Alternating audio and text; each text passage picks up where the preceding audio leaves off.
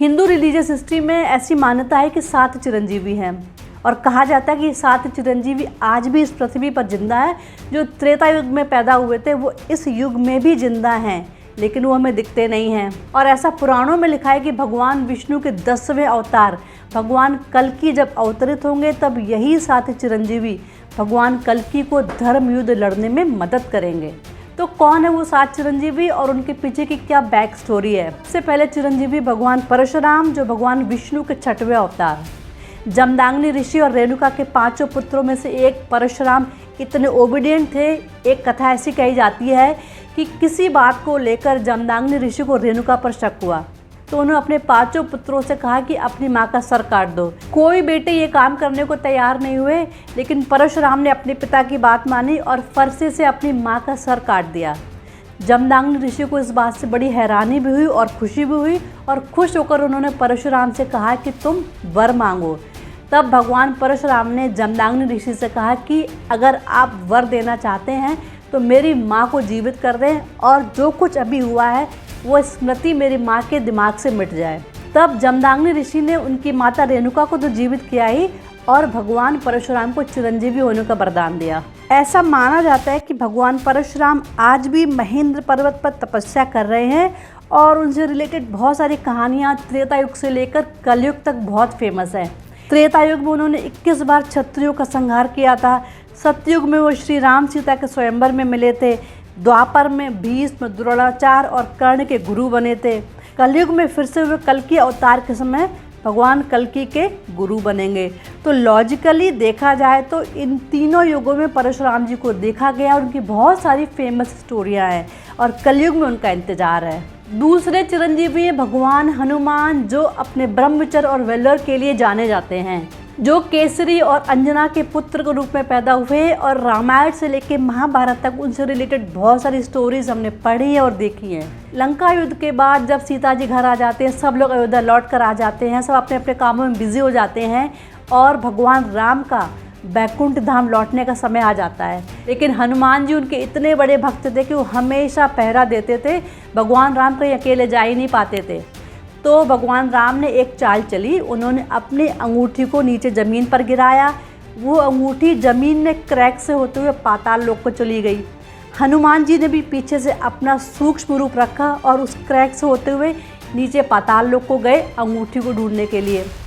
इधर राम जी अपने धाम को पधार गए, बैकुंठ धाम को चले गए और भगवान राम हनुमान जी को चिरंजीवी होने का वरदान दे के गए। ऐसा माना जाता है कि जहाँ पे भी भगवान राम की कथा होती है वहाँ पर सबसे पहले हनुमान जी आते हैं उनकी कथा को सुनने के लिए।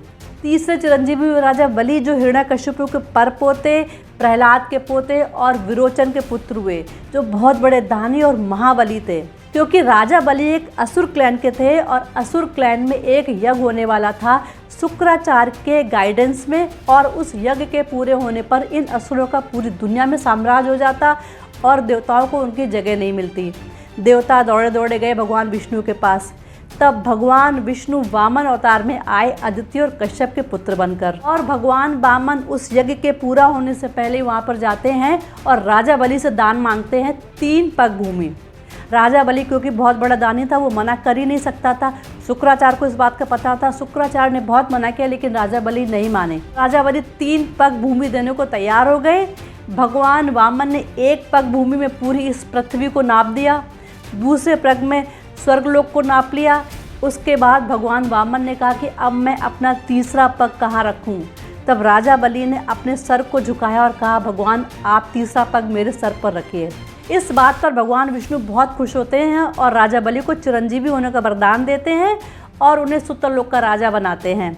और ऐसा कहा जाता है कि अगले मनवंतर में राजा बलि ही इंद्र बनेंगे। चौथे चिरंजीवी हैं अश्वत्थामा, जो द्रोणाचार्य और कृपि के पुत्र और एक महान योद्धा थे। क्योंकि द्रोणाचार्य कौरवों की सेना की तरफ से लड़ रहे थे तो अश्वत्थामा भी कौरवों की तरफ से लड़ रहे थे।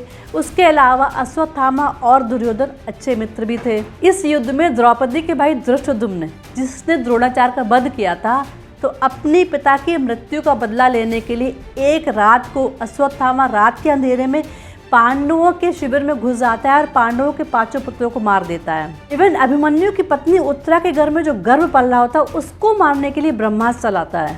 भगवान उस गर्भ को तो बचाते हैं, ब्रह्मास्त्र को तोड़ देते हैं और उस गर्भ को बचाते हैं, लेकिन बहुत नाराज होते हैं और अश्वत्थामा को श्राप देते हैं। कहते हैं कि तुम कई बीमारियों के साथ कलयुग के अंत तक यहाँ वहाँ भटकते रहोगे, तुम इस दर्द से कभी छुटकारा नहीं पाओगे। और अश्वत्थामा के जो माथे में मणि लगी थी उसको भी निकाल देते हैं। लेकिन ऐसा कहा जाता है कि कल की अवतार में अश्वत्थामा भी भगवान की मदद करेंगे धर्म युद्ध में, और तब भगवान प्रसन्न होकर खुश होकर उन्हें इस श्राप से मुक्त करेंगे। 5वें चिरंजीवी है कृपाचार्य, जो अश्वत्थामा के मामा भी हैं, कौरवों और पांडवों दोनों के ही कुल गुरु रहे हैं। इन्होंने युद्ध तो कौरवों की तरफ से लड़ा था, फिर भी भगवान कृष्ण ने कृपाचार्य को चिरंजीवी होने का वरदान दिया था, क्योंकि उन्होंने कौरवों के साथ होते हुए भी हमेशा इम्पार्शियल रहे और राइचियसनेस की बात करी। कृपाचार्य ने युद्ध में कभी भी कोई दिव्य अस्त्र नहीं चलाए, जबकि कृपाचार्य बहुत बड़े योद्धा थे। 6वें सप्तऋषि हैं भगवान वेद व्यास जी, सनातन धर्म के 4 वेद 18 पुराण के लेखक रचयिता वेद व्यास जी। वो ऋषि वशिष्ठ के पोते, पराशर ऋषि और सत्यवती के पुत्र थे। इनका जन्म ही हुआ था वेदों पुराणों की रचना करने के लिए, और ऐसा माना जाता है कि कलयुग के अंत तक जब भगवान कल के अवतार लेंगे, तो कल के अवतार में भगवान ने जो लीला करी है, जो कुछ किया, उस सब के रचयिता भी भगवान वेद व्यास जी होंगे, जिससे कि आगे आने वाले युगों में इस कहानी को भी वहाँ तक पहुँचाया जाए। 7वें अवतार है विभीषण, जो लंका युद्ध में जीतने का एक बहुत बड़ा इम्पॉर्टेंट रोल प्ले करते हैं। रावण के भाई होते हुए उन्होंने राम का साथ दिया, सत्यता का साथ दिया, राइचियसनेस का साथ दिया।